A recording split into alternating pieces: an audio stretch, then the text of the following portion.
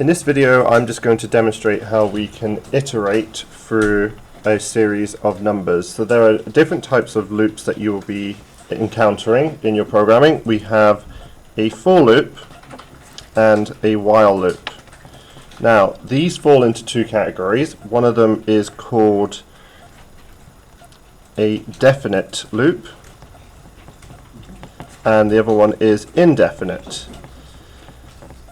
Now, you can usually spot a while loop because it usually has a condition. Now, say for example we want to iterate through a series of numbers. What we can do is we can use a for loop to do this because we know the definite start and the definite finish for this. So if I was to say for I is equal to 1 and say 2, 3, we could then output the value of I and then end for. Now what that would then output is 1, 2, 3.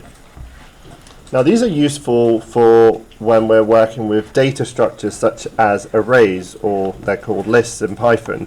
But it might be that you even wanted to start at 0. So what you could do is say for j is 0, 2, 3, output j end 4, and what that would output is 0, 1, 2, 3.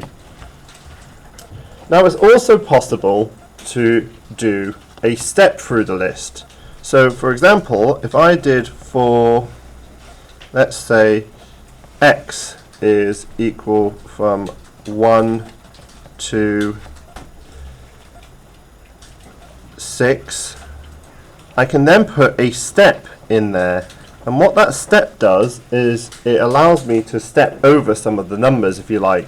So if I did a step of 2 and then output, let's output the value of x in this case and do an end 4, what that's going to do is it's going to output first number 1, then it's going to do 3, then it's going to do 5.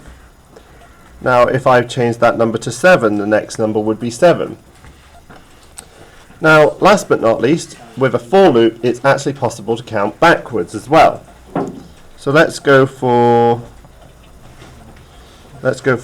b is allocated 10 to 1, and we're going to go step minus 1. What I can now do is output b end 4, and what that's going to do is count backwards. So that's your starting number and that's your finishing number. So I'm going to go 10, 9, 8, 7, 6, 5, 4, 3, 2, 1. Now if I change that to 0, then I would have 0 here as well. So we generally use this for when we are counting through and we have a specific amount.